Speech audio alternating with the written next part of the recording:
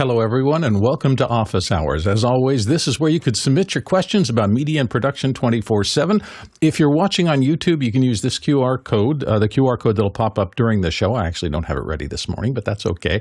But it's easy also to just go to askofficehours.global. If you type that into your URL finder, you will get to the place where you can submit your questions, and the show is run based on your questions and how many votes those questions get. So if you're in Mukana, in the back-end interface, you have a chance to vote on things and do so, and you'll prioritize what we talk about. Right now, it is time for your questions, so let's dive in. Alexander, what do our viewers and listeners have on their minds today?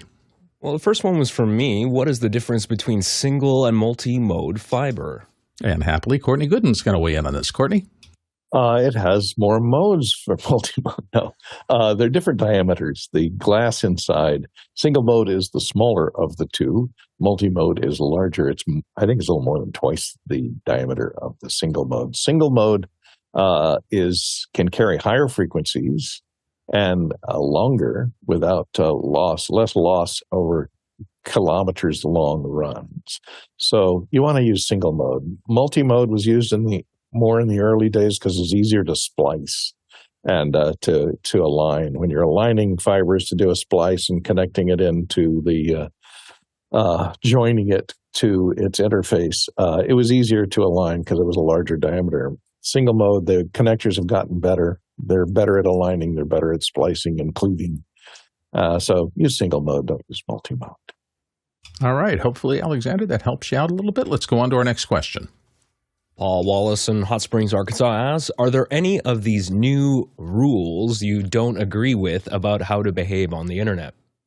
Ooh, we have new rules? I didn't hear about that. Jesse Kester, what do you think? I don't want to shock you. Most of these rules are not very new. The one I disagree with is number 12, the boring sign-off is hereby canceled.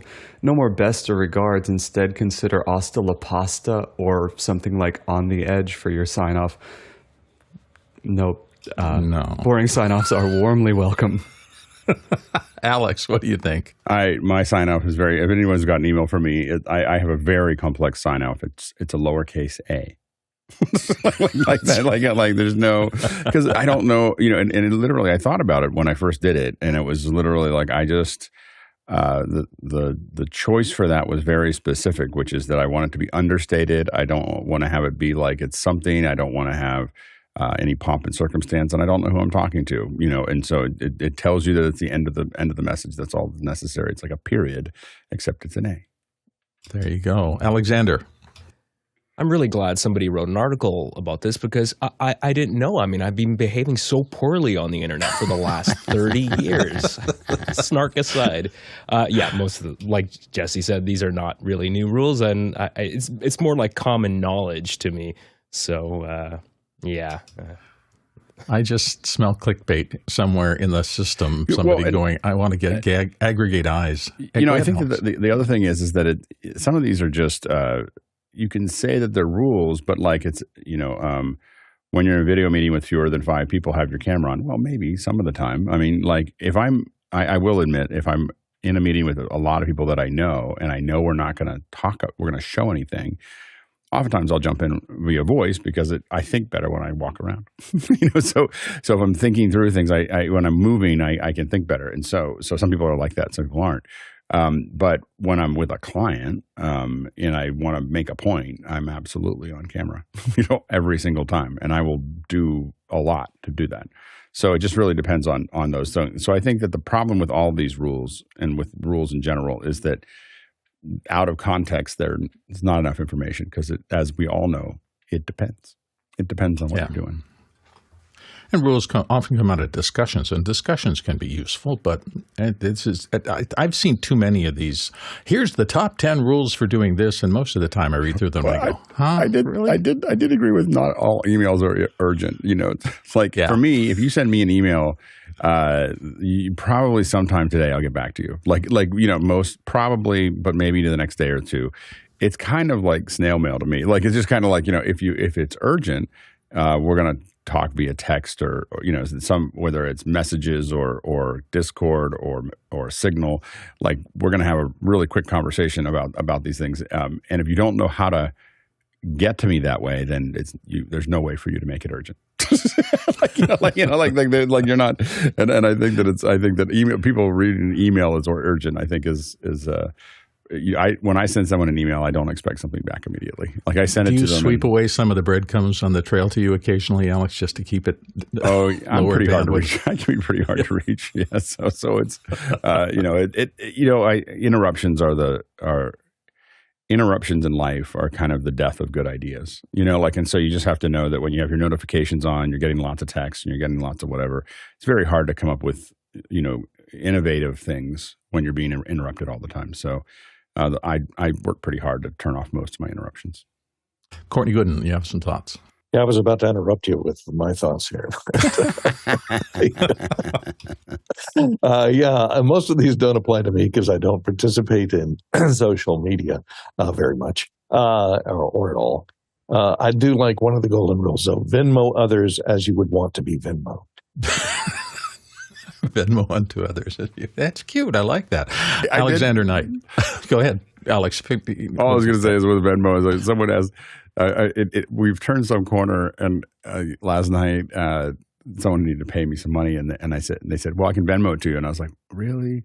I was like, can you use Apple Pay? And they're like, oh my gosh, thank you so much. And he's like, I can get you Apple Pay really quickly. he goes, I'm trying to move over to Apple Pay. And he goes, but no one knows what Apple Pay is. They all have Venmo. And so I just get used to it. And he said, it's like the secret cult handshake. Yeah, exactly. Apple Pay. Speaking of sign-ups on the end of my invoices, I now have pay-through, and I've got, I think, 7 services listed: Venmo, Cash App, Bill, whatever. I just don't, I don't care how you pay me. Just make sure there's a link there. Alexander, you had a thought. Yeah, this is a pet peeve of mine. If you work in a building with a bunch of people, and do not send someone an email and then 5 minutes later walk into their office and go, hey, did you get my email? Yes, we all get email. Okay? The sneaker confirm. All right, I think we pushed this around a good little bit. Let's go to the next question. Next question is from Douglas Carmichael. Guy mentioned using a ShadowPC as a way to experiment with cloud production. Wouldn't the automatic idle timer be an issue for long-running events if you're not actively controlling the shadow during the event? Is this Cochran or Carmichael throwing a Cochran?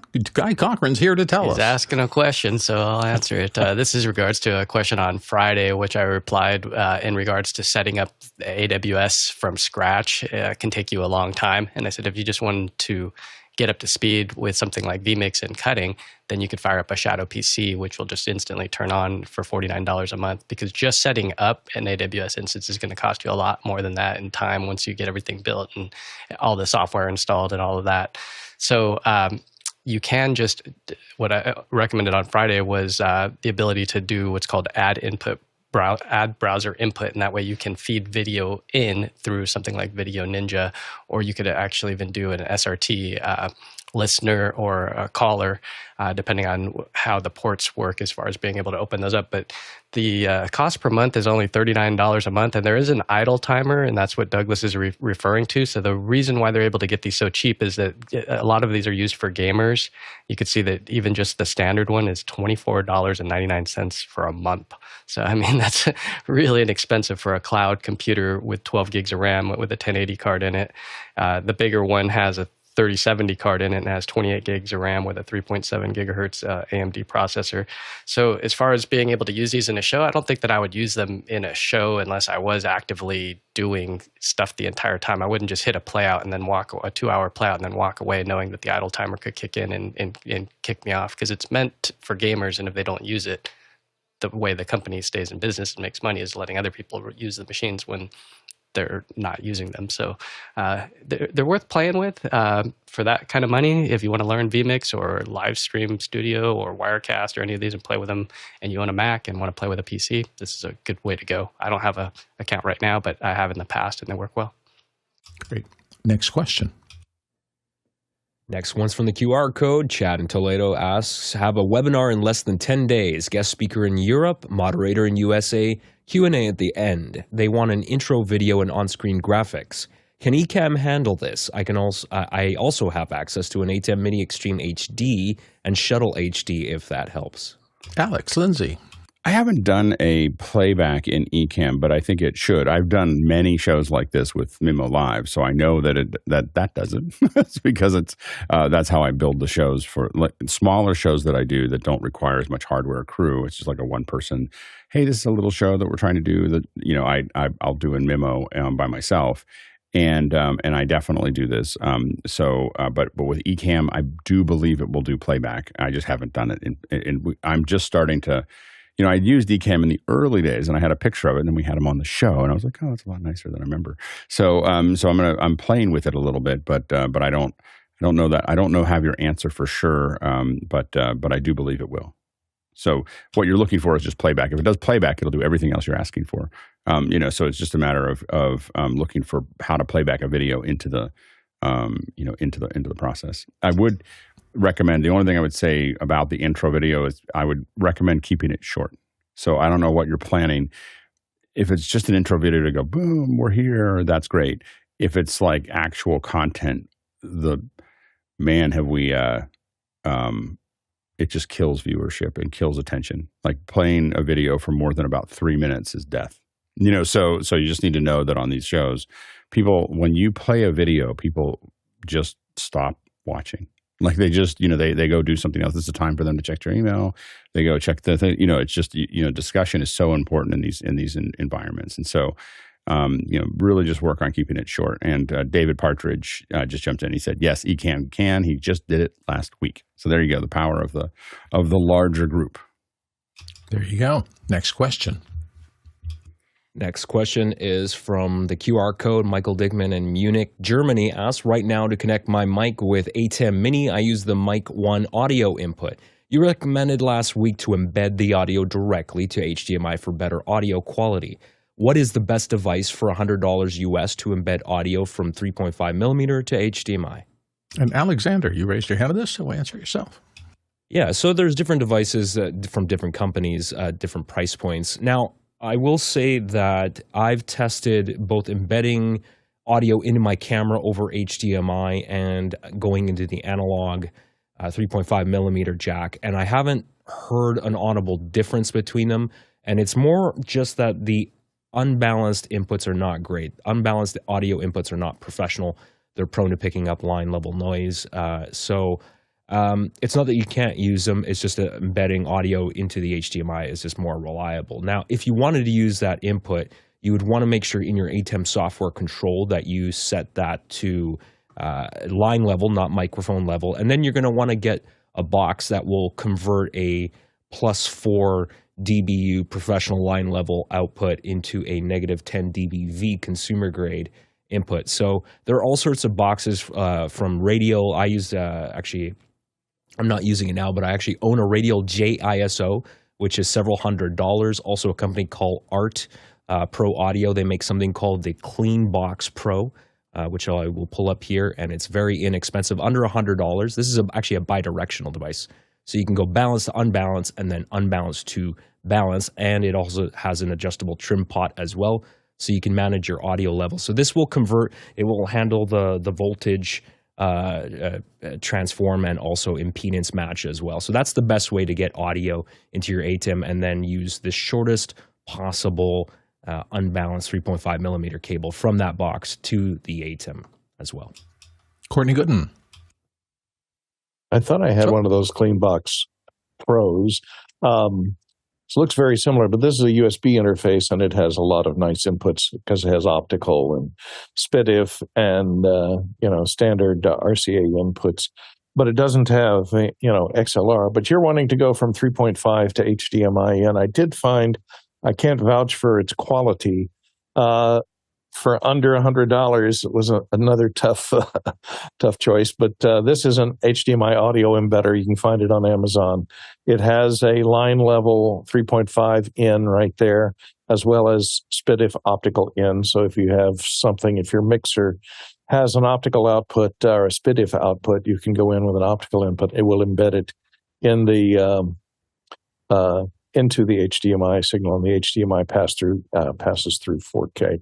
So it's $45. You could give it a try, and with Amazon returns, if it's noisy, you can send it back. But it is line level input, and as was mentioned, by Alexander, you want to make sure that whatever the source of your audio is not mic level over that 3.5 millimeter jack. And Alexander Knight wanted to get back in. Alex? Yeah, so also just double check that your camera manufacturer has a digital hot shoe adapter. A lot of camera manufacturers do. So they may actually sell an accessory that will slide into the hot shoe, which gives you a nice clean digital connection direct to the camera. So you're not running cables. Like my GH5, for example, I have a Panasonic hot shoe adapter that goes on top, and I can feed a balanced XLR signal into it. So the Sony cameras do, and lots of other cameras do. So just double check there. And of course, there are other HDMI embedder devices that you can use. Of course, the one caveat with that is that you may end up utilizing an input on your ATEM that you want to use for something else. So just be aware that it will take up an HDMI input on the device. Let's go to the next question. Next question's from the QR code. We have Joe in Singapore asking how best to convert 4-camera SDI output to NDI other than using multiple Magewell SDI to NDI converters. What about using a Decklink Duo with a vMix instance and output the 4 SDI to NDI? Was thinking of installing a Decklink Duo on a MInisforum MS-01. Guy Cochran, can you help?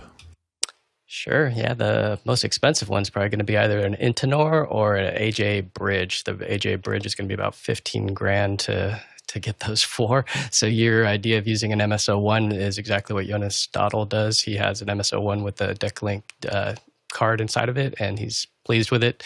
There is another way that you can do it. Instead of using vMix, there's something called NDI Connect Pro, and it's $995 a year. And what it does is it allows you to take NDI in or out. And there's a bunch of other stuff that you can do. If you just search on Google for NDI Connect, you can see that there's a free version that'll allow you to do a single channel, and you could test with that. And then you can also jump over to the bigger one for either $49 a month or pay the $995. And that's probably the way I would go. Is I would use NDI Connect Pro with a Decklink. Or the Magewells are beautiful because you get a nice cloud interface that you could go in and reach out to those devices from anywhere in the world. So I would strongly suggest keeping with the Magewells. Just, I know they're $500 a whack, but $2,000 versus the software and the hardware. Now these are just single devices that are standalone, that if one goes down, you're only missing one feed, instead of if your vMix machine goes down, you lost all 4. So I'd probably stick with the Magewell. Moving on to the next question.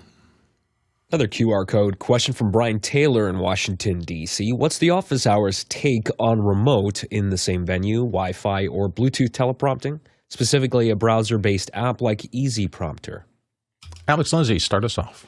I just beat Courtney to the punch of putting my hand up, but I think Courtney would probably agree with me that I would never do this in a show that mattered. Like, if you're using a teleprompter for your YouTube video and you can retake it if it doesn't work, you're doing something little that you're looking at, I think it's probably fine. If you cannot use Wi-Fi, you should not use Wi-Fi and Bluetooth in any kind of major signal path inside of any live event, like anywhere. So, so that's my 2 cents on that. It's just that when it breaks down, you're now, and for the problem with teleprompting, I'm sure Courtney will explain more, but it being a little jittery is the end. Like it's not that it fails. It just doesn't work perfectly, and it will be a problem. Courtney?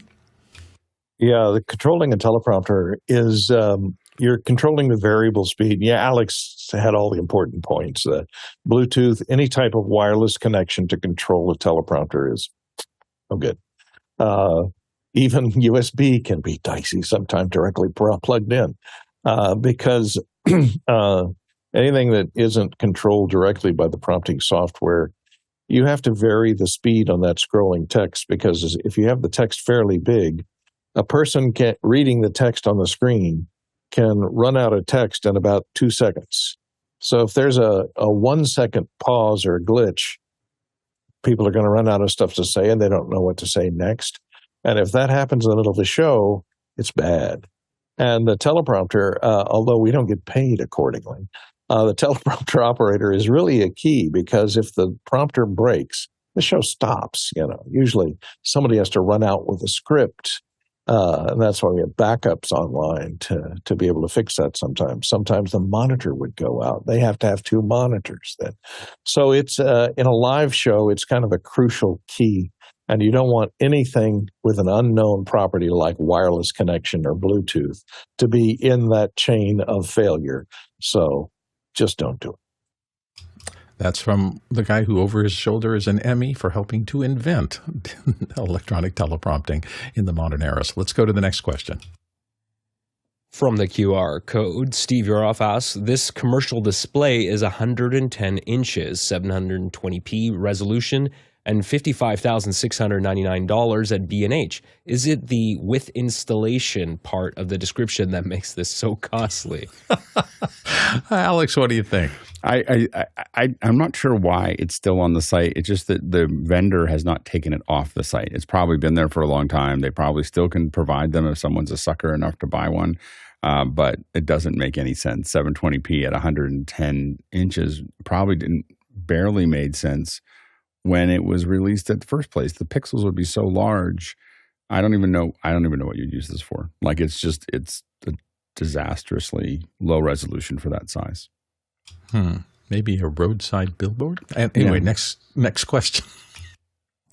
Craig Kadoki in Toronto asks, what would be a current replacement for the Sound Devices 970, 64-channel MADI or Dante standalone audio recorder? Let's go to Courtney. Courtney. Well, they buy a used one.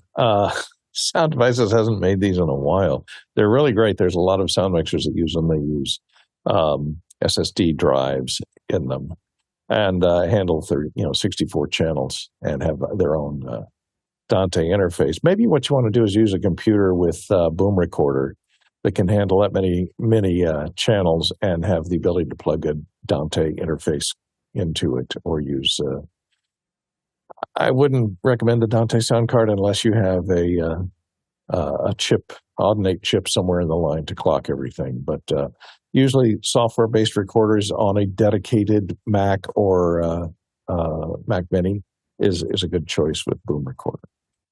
Alex Lindsay.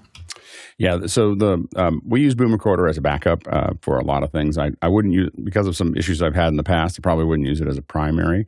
But we do use it to back up almost everything that we do. So Boom Recorder allows you to just route Dante to a computer. It should record it all well. There was some M1 Mac Mini issues that we hit that had me go, I shouldn't do that again as the primary. The one that we use on a regular basis as a hardware, and we used this before the I never had a 970, and because I had this other piece of hardware, which is called a Joko. So this Joko here, these are black box recorders, and I've had some version of this black box recorder on and off for the last 15 years. So basically there's a lot of models. It's everything from analog to light pipe to unbalanced. You got to pick what you want. MADI, Dante, they're not all in one place. You have to, you get the different ones in there based on that. It's got an iPad app that keeps on getting better. It was a little quirky at the beginning, but now it's doing pretty well. So you can arm all your tracks and see them, see them recording. But it's just a really solid piece of machinery, and it just records to an external drive or even to a thumb drive. You can put a thumb drive out the back of it and just pull it out when you're done. I don't remember how much it costs. It's expensive. I mean, it's more than $10 to buy it. I don't remember, it's a couple $1,000s to buy that thing. But it is so solid. And again, what we do is it just, for me, it's always meant that I'm getting my tracks. And the one time I did do Boom Recorder was because we were between Jokos. Like we were ordering one and we didn't have it, and we used that. And so, but having both of those is a great solution. Let's go to our next question. Next question is from the QR code. Callum McCorkle in Bournemouth, Leeds asks, what are the maximum limits that Zoom can do staying entirely in its own ecosystem and native tools? Max audience, max isolated feeds and recordings, max resolutions, max simultaneous languages and captions, max time, etc. How do the competitors stack up? Complex question, Alex. You want to dig in? Yeah, I think that the largest audience that they can do in the internal, and I'm not 100% sure of this, but I think it's 100,000. Like that they have a system inside of their events platform that will go up to about 100,000 people. Number of isolated feeds, I think that there is no hard limit. If you keep on adding ISOs, now this is within their, I would still call Zoom ISO inside of their ecosystem. But if you wanted to pull out isolated feeds, if you're doing records, it only, I don't know how many you can do, to the cloud or whatever. But if you start adding isolated pieces of hardware, you can keep on pulling stuff from the reflector, and I don't think that there's a limit to how many you can pull. You can only pull up to if you have a high bandwidth mode, you could pull up to 16 per computer, but you could keep on pulling them if you wanted to. As far as the recordings, again, I don't know. I'm not very familiar with the recordings internally of Zoom. They're pretty highly compressed, and so as a result, I don't really interact with them. They're more compressed than how they're delivered to you. Max resolution is 1080p. If you make the requests and you have a large enough large enough system. Max simultaneous languages, I actually don't know the answer to. I think that the max I've heard of being used, I think, is 16, but I'm not 100% sure of that. Again, most of the time we're doing those things outside of Zoom. Not that it can't do it, just that it's just our pipeline. And I don't know about the captions, maximum number of captions. Time, I think the Zoom meeting can be left open, I believe, for 36 hours. How do the competitors stack up? They're not in the same ballpark. Like there's not any way to compare what Zoom does to the other platforms. I mean, they're so poorly written. What I would say is that Teams is really popular because it's installed with Office 360. Like that's why it's popular. But it's it's kind of it's junk code, and the a lot of them haven't been updated. Chime went from being the worst thing ever, like almost an infliction, to not as bad. But Amazon seems very committed to it. I would say that WebEx is probably the one that is growing the fastest. So if I track these external tools, Meet has been so diced down, it's not really that useful. They had something really powerful 10 years ago, and they basically eviscerated it, and now it's just too simple, and I don't think it'll go anywhere. The one that I think that I would probably look at, and I would have never said this 2 years ago because we used to make fun of WebEx all the time. Like it was just kind of the butt of many jokes. And they have spent, I don't know how much money that Cisco spent on WebEx to make it better, but it is dramatically better than it was 2 years ago. And so and if they keep that pace, they could potentially be the ones that catch up to Zoom. I don't know how anyone keeps up with Zoom with the liminal team there, but WebEx is probably the one that's moving the fastest with the most focus. Courtney Gooden. Sorry, I didn't raise I raised my hand on the wrong question. There you go. Oh, that's okay. We'll just move on to the next question. Oh, wait a second. No, I see your hand raised again, but we'll move on. Hey, Barrera they keep moving the questions right when I Flowery Branch asks, any headphone recommendations for traveling that will fold or won't take up space when traveling and I can use to edit? Alex Lindsay, start us off. Edit or mix? That's the question. So there are headphones that I can definitely edit with. If I'm going to mix, I have some Audio Technicas that over the years that I like to mix with because I just know what they sound like. I think that's the big thing. A lot of people use their Sonys that fold up into themselves. Those are really popular. For editing, if I'm actually editing, I just want to listen to something. I really prefer the Linsol KZ10s. Because they're really tiny, and I usually have a couple pairs in my bag, and they're $50, and I can put most things on. I can edit away.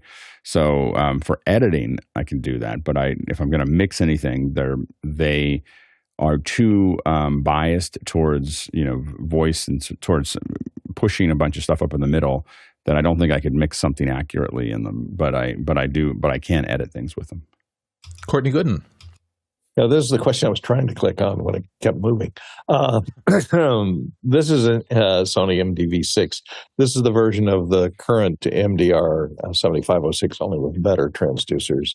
You can see they fold down fairly nicely, and they have a nice coiled cord.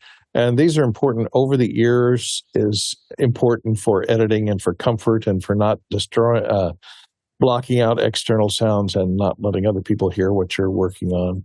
So these are very high quality. They've been under $100. I think I paid $100 for these 20 years ago.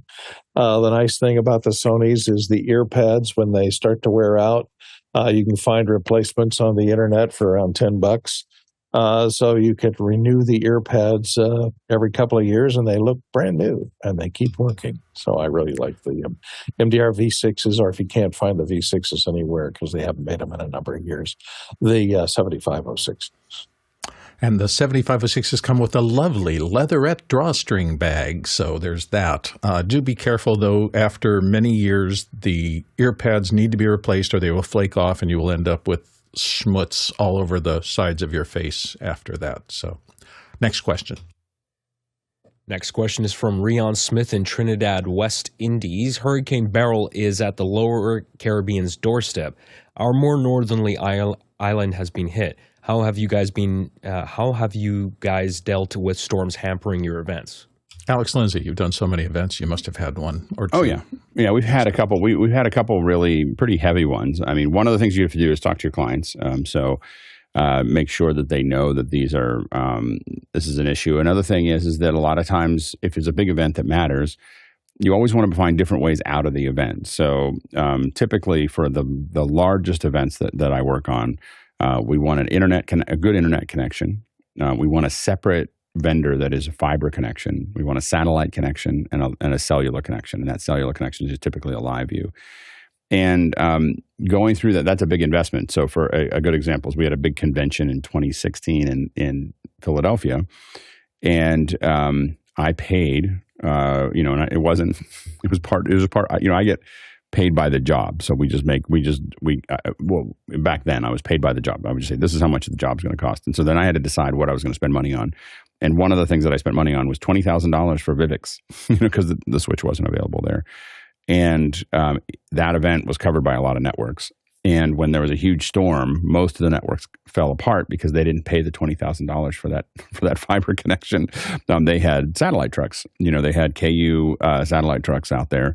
And you just watched CNN and ABC and everyone else just kind of slide away, and our YouTube feed was perfect, and because we made those choices early on. And so you really want to look at, if you think that there's going to be an issue and if it really matters, you want to make sure you can do that. Now, it's a little different on an island. I know you're on an island, and I hope you're doing okay in Trinidad. But those are the kind of things. Other things to think about are obviously power. We want to make sure that we have UPSs. If we think that there's going to be a storm, we want generators, to back up those UPSs. And a lot of times you can build auto switches. And for the largest shows we have, generators are the size of a container. CAT makes these diesel generators that come in, and you can back up everything, with those. But you have to make sure that those are in an enclosed. You can't put them in too closed space, but they got to be somewhere that's a little under something as you go through that. But they'll sit outside. It's mostly the connections you're worried about.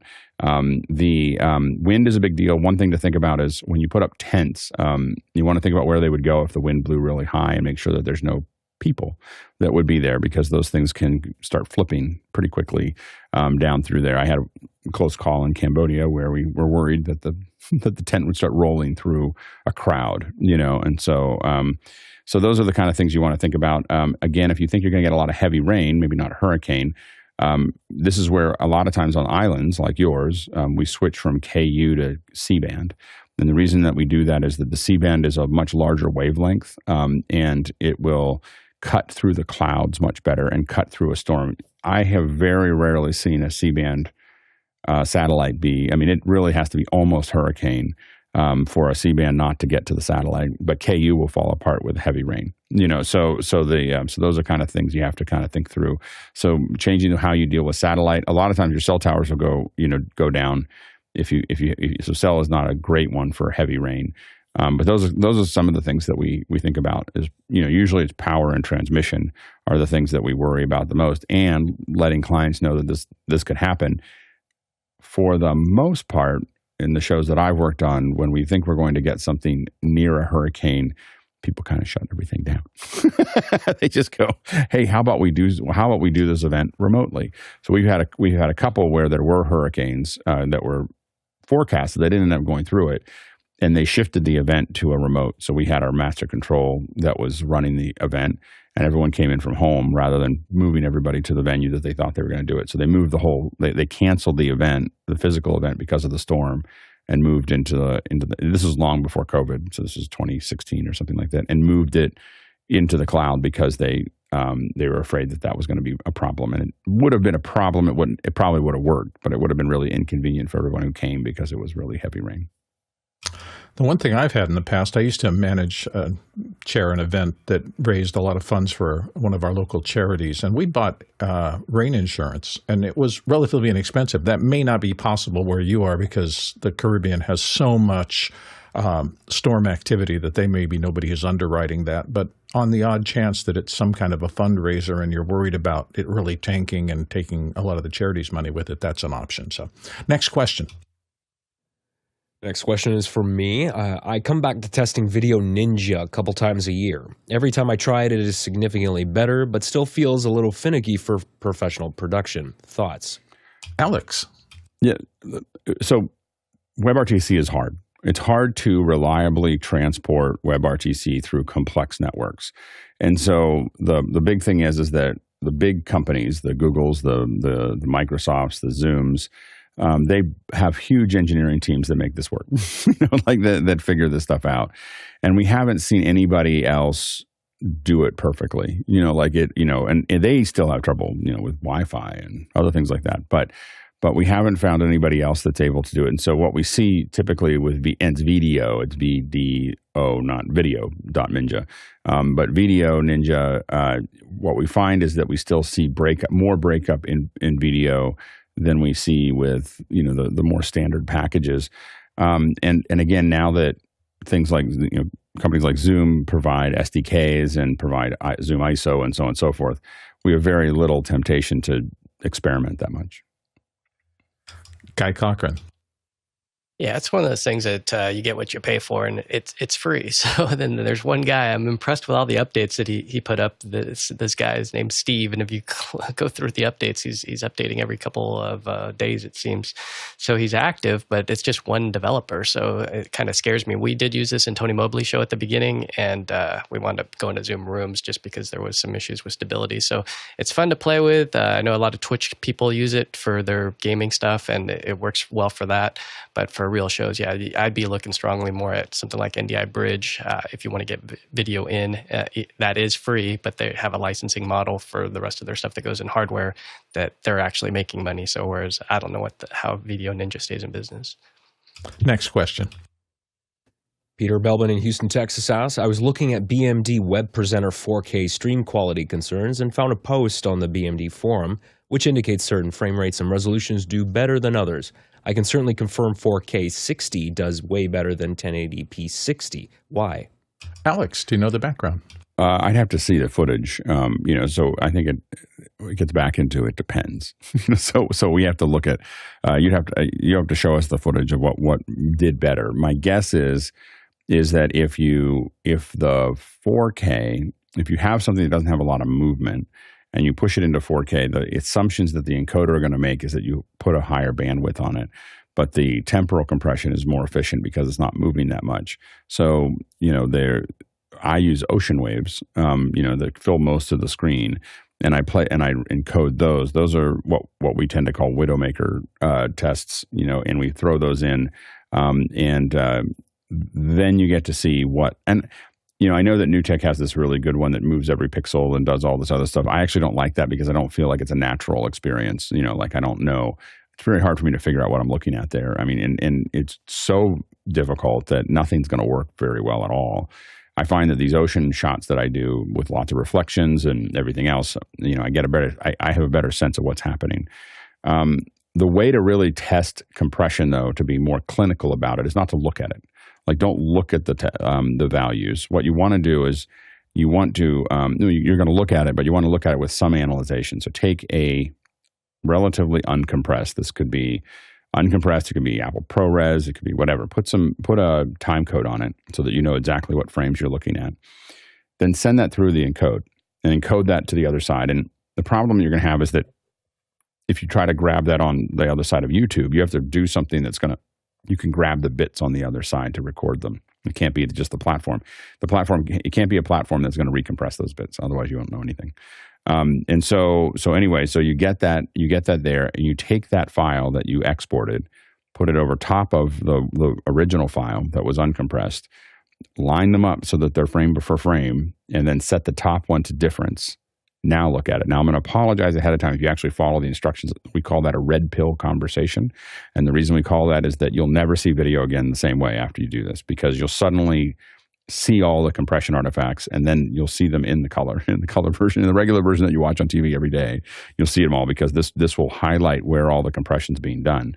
But that's the place to look at it and see, and then measure the measurements that happen there if you have the time.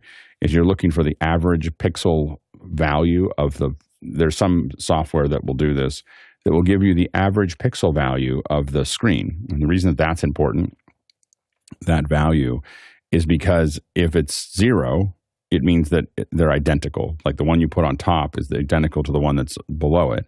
And anything higher than 0 is showing you it's slowly falling apart.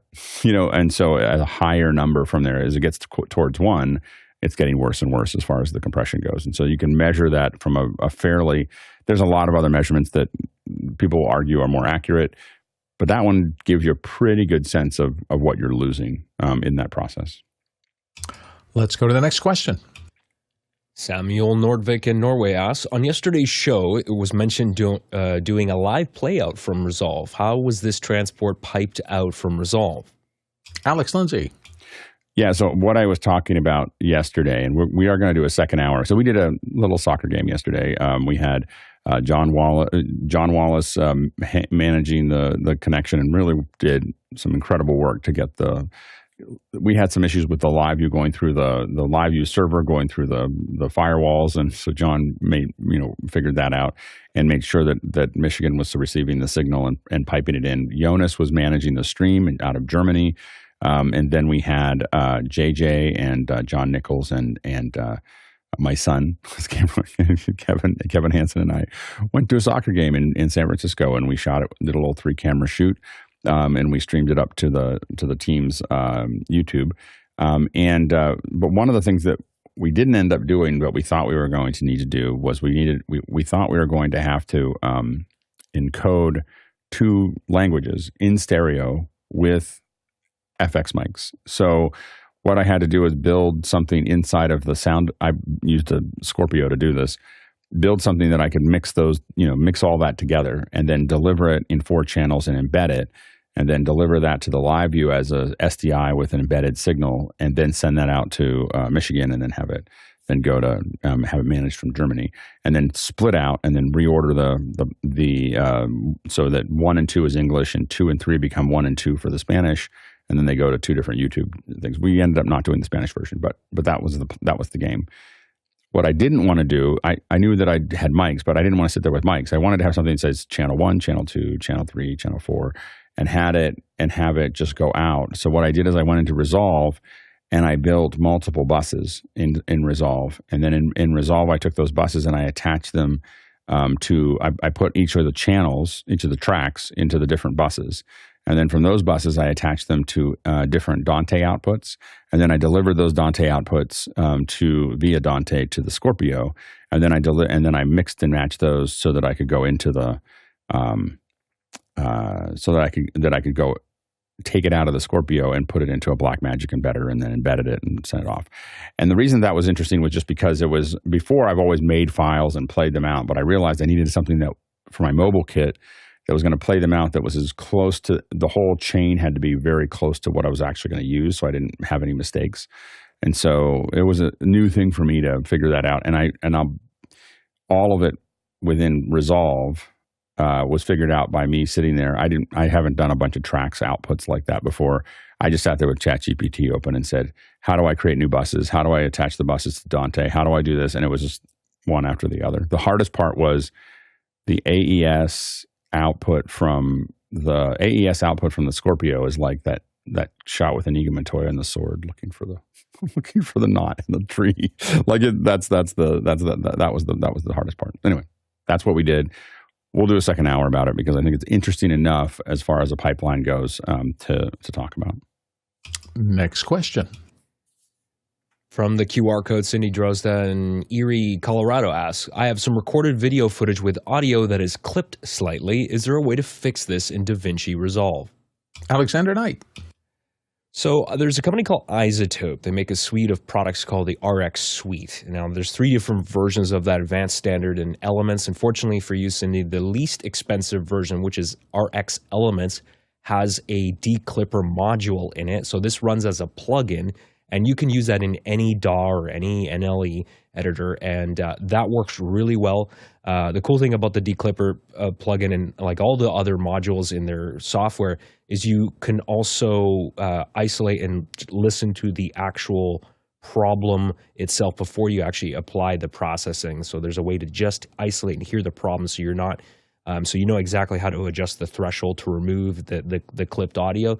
So I would look at that. It's on sale right now. It looks like it's $69 on the website. I'll put a link to the chat there. I would try it out. When you go to the standard version, there are other features which you probably won't need, but the advantage of the standard version, which is $400, it does have a standalone editor app with like a spectral editor, which can be very useful for doing really advanced surgical repairs as well. Alex Lindsay. What Alex said. That's what I use, RX. It's great. There you go. Moving on. Next question. From the QR code, Callum McCorkle in Bournemouth, Leeds. Joe DeMax is such a gem. Why did it take so long to get him here or attract interest from this community when it was a must-have technology, said by Jef Kethley from the start? It's definitely a more universal choice of a product for broadcasters. Alex Lindsay, what do you think? You know, it's just one of those things that we were like, for years we said, oh, we got to get Joe on. We got to get Joe on. And I don't know. We had him scheduled last fall, and then we had this changeover when we were making the transition to the new space or to the new kit. And so I think that's what kind of stalled that out a little bit. But yeah, he's great. And I think central control is great. I think that the tension is always within our group. There's a lot of people that are using central control inside of our group already. So it's not that no one knew about it. It's just that we just didn't get it to the surface there. The advantage of central control is that it's very methodically built and it's really kind of rock solid. The disadvantage of central control, in my opinion, is that it doesn't move as fast as Companion. So the Companion's got a much larger ecosystem. So a lot of people are using Companion because they have that larger ecosystem to work with. Because central control takes more time to get to that, I think it works better than Companion a lot of times, or that's what my understanding of it. But it takes longer to get everything supported. So I think those are the two things. Then people use both of them. But it's a really powerful. But that's also when I ask people about why they're using Companion over central control, that's usually the most common answer. Next question. Paul Wallace in Hot Springs, Arkansas asks, it's a smartphone, Android and e-ink. Boox Palma is $280. Would you use one in production? There's a link there to it. Alexander, what do you think?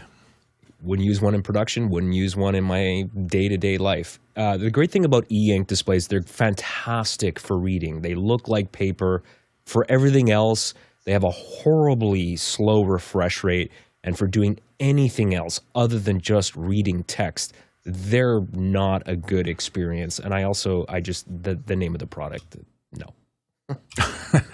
Courtney Gooden. Yeah, I'm not sure why you would, because basically you're taking a pretty low budget Android phone, which you can get for around $280, and hampering it with a really slow refresh screen. So A, you're not going to be able to watch videos very efficiently. B, it'll be black and white probably. I don't think this is a color display, but because those are kind of pricey. C, a regular off-the-shelf smartphone would be better. The one thing e-ink gives you is a long battery life because it doesn't take power to maintain the display. But my Android phones, are good enough to last all day. The batteries are good enough to last all day, and I charge them overnight, and they're good for another full day. So using them in production, I don't see any advantage over using an e-ink display versus a same-sized Android phone, which you can pick up for around the same price. Let's go to the next question. Next question is from the QR code, and this is Callum McCorkle again in Bournemouth, Leeds. Even though Zoom delivers a better experience and connection to live audiences, many seem to skip it for much more limited platforms to deliver. What can be done to make Zoom supreme in this space? Example, this show is using YouTube instead of Zoom to connect. Alex Lindsay. Yeah, the reason that we use, there's a couple of reasons, but one of the reasons that we use YouTube is because, our ability to go to a higher resolution, we can switch over to 4K and still be able to do that. And Zoom doesn't do 4K. We're moving this show slowly towards HDR and 5.1, and we don't think that that's a valid thing for Zoom to do. And we used to pump this into Zoom. I think one of the other things that we take into account when we make some of the larger events is also cost. And all the platforms have costs, but if I stream something to YouTube, it doesn't cost me anything. So there's a little bit of that process there. But I do think that I think that Zoom is probably right now still the best for the types of events that use it. But again, our ability to do things like you're never going to get the same. The problem is that Zoom's low latency delivery system means we're never going to get the same level of video quality and audio quality that we could get from a stream. But once you want to start to interact with your audience, then I think Zoom becomes a pretty important solution for that process. As soon as you want people to be able to raise their hand and talk, my wife does all things in Zoom Rooms. So I use Zoom Rooms to deliver to YouTube. She does everything inside of Zoom Rooms, and they have people talking back and forth and making those selections. And so it's very powerful to do that kind of thing. But if I'm not doing interaction, if I've got time, and by time I mean 12 seconds, then I'll tend to think of things that will allow me to improve the quality at a level that I couldn't do in any WebRTC client. Next question. This one's for me. Are there any good examples of content creators shooting in ultra-high frame rates, like 120 frame rates per second? Does the panel think for YouTube product reviewers this could add to the "you're actually there" feeling for the audience? Jesse Kester, start us out. For product reviewers, I don't know, because as you get into higher frame rates, you've got to compensate somewhere. So that would mean like a boost in ISO, which would kind of give you more grain, which would reduce that feeling of being there. You also get into, if you're in a studio environment and you don't have studio lights, you get into rolling shutter and flicker because you're at such a high frame rate. That said, I do think 120 would be interesting for like travel vloggers, people like that who want to take you to Niagara Falls or take you to Machu Picchu. That's where I think higher frame rates could really shine. Courtney Gooden? Yeah, I would only use a higher frame rate if you're, reviewing something that moves quickly, so you need slow-mo. So you need to slow it down to see what's going on in the object that you're reviewing. It's not going to give you a more realistic viewing, because most people are looking at these on their phones anyway. So you're eating up 4 times the bandwidth to show this. And, how real can something look if you're holding it in your hand? I just don't think it's worthwhile to shoot at that frame rate, produce at that frame rate, and stream at that frame rate. 30 should be fine. Alex Lindsay. Yeah, so when we started doing live streams, and we a lot of the stuff was 30 because a lot of the platforms were 30, I used to really make fun of 60 frames a second and higher frame rates. As I've done more and more high frame rate work, some of it that is not necessarily something you can see online, but other work that we've done, what we find is that there is that the immediacy of it, as you increase the frame rate, the immediacy feels different, and 60 frames feels a little better, but really 120 frames is a different experience. So there's this point at about 95 frames a second that your brain just looks at that as something different. And so when you get over 95 frames a second, so the next step up is technically 120 frames a second. 120 frames a second has another advantage, which is that it can be evenly divisible by 60, 30, and 24. So it's actually pretty easy to go backwards. So if you want to shoot 120 frames a second, deliver 24 frames a second. What's really funny is if you leave the shutter to 360 degrees, instead of, for a full frame on the 120 frames per second, I actually think that I know this will sound odd, but the 24 that we derive via optical flow from the 120 somehow, if you look at the two of them and you look at the 24 shot as 24, and then you look at the 120 converted to 24, if you picked which one do you think looks nicer, the 24, the one from 120 looks better. It looks better. I don't know why. I don't understand it, but it does, and so. But the 120 itself, we find that it feels very immediate. So it's an odd experience when you look at it on a small monitor that will do 120 and you play it back at that. It's this weird experience where you feel like there's a window in there's a window in the monitor, like you're looking through something at something. And it's a very odd experience when you actually watch 120 being played back on a device that can actually play 120 back. It's not 4 times, by the way. It's twice 60 frames a second. But because it's not changing the resolution, it's just changing. And I would, if someone said you can have 4K at 60 frames a second, or you can have 1080p at, you could have 4K at 60 frames a second, or you could have 1080p at 120 frames a second, which, by the way, would be half the bandwidth of 4K 60. I would take the 1080p at 120 frames a second. There's something about it that really feels different. Now, when you fill a screen, so we did some work where we filled a whole screen with 120 frames per second, HDR, and at 8K. So it was a lot. It changes the way you do films. So, by the way, they did one. What was it? I think Ang Lee did one at 120 frames a second. I can't think of the name of it right now. Billy Lynn's Long Halftime Walk. No, there was a Will Smith one. Gemini Man was done. It was technically there was a Ang 120 Lee's version. But what was interesting is that you have to change the way you do filmmaking. They didn't do that, which really caused a lot of trouble. Which is that you can't really move the camera very much. You can't use helicopter shots. You can't use jib shots. You can't use all that stuff goes away. So it actually led me to believe that film should stay at 24. So watching 120 because it's so visceral. There's only one form of film that we found potentially benefited as an impact from that, and it's horror because it's like looking into a window. It was actually too much. But I think that, but again, I think that when you're talking about live, though, I think that there's something about it that really makes you feel like you're there. So if you're watching something that's live, but I think you also have a tendency not to want to cut, what we find is that lots of editing, especially on a large screen, will make people ill because their brain is no longer processing it as frames; it's processing it as a window, and you keep on doing weird things to the window.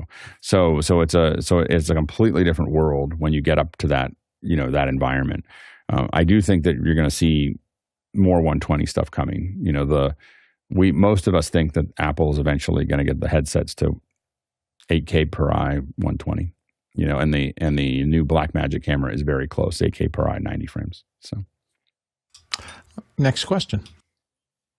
Next question is from Douglas Carmichael. While mixing a track, I encountered a harsh synth sound. Instead of reaching for a specialized plugin, I solved the issue by carefully adjusting gain staging. Ever had to deal with gain staging issues even when mixing in the box? Alexander, you had a thought about this? Well, not with my own recordings because things are recorded properly with lots of headrooms. Now, if you're mixing somebody else's project, it can be a little bit tough with synths because synths can be distorted on purpose. That's a creative choice. Lots of synths allow you to add distortion. Now, if the mix is balanced properly and everything is in its place and you have lots of headroom, if there's something like a certain frequency that is standing out with one of those synths that is annoying, and assuming you have full creative control as the mastering engineer, then you can reach to tools that's not really a gain staging issue at that point. If there's something that's harsh, you can use something like a de-esser to very gently minimize some of that harshness in the high-end frequencies. So I'm not sure what you mean by you dealt with it. If there's a gain staging issue there, then yeah, of course you have to fix that if it's hitting 0 dBFS. But you'd have to work on that. Today in our second hour, we're talking about AI brainstorming. What's useful, what's current, where is AI going? Basically any topics where the changes and challenges AI is presenting will affect us all. Well, let's see, tomorrow, Tuesday, we're talking about spatial video streaming. On Wednesday, Llama Audio. Llama believes in making professional audio tools accessible to everyone, from the bedroom streamer to the global broadcaster. So that'll be our topic. Let's see, Jerome Dykes and Ewan Cameron will be here with us to talk about that. Thursday is our 4th of July show. We're going to spend a little bit of time talking about how to shoot bright things against night skies and similar things. So if you're looking to go out and get some captures on the 4th of July, we're going to be talking about that in tomorrow's show. We'll be right back with our AI brainstorming session. Welcome back. Today,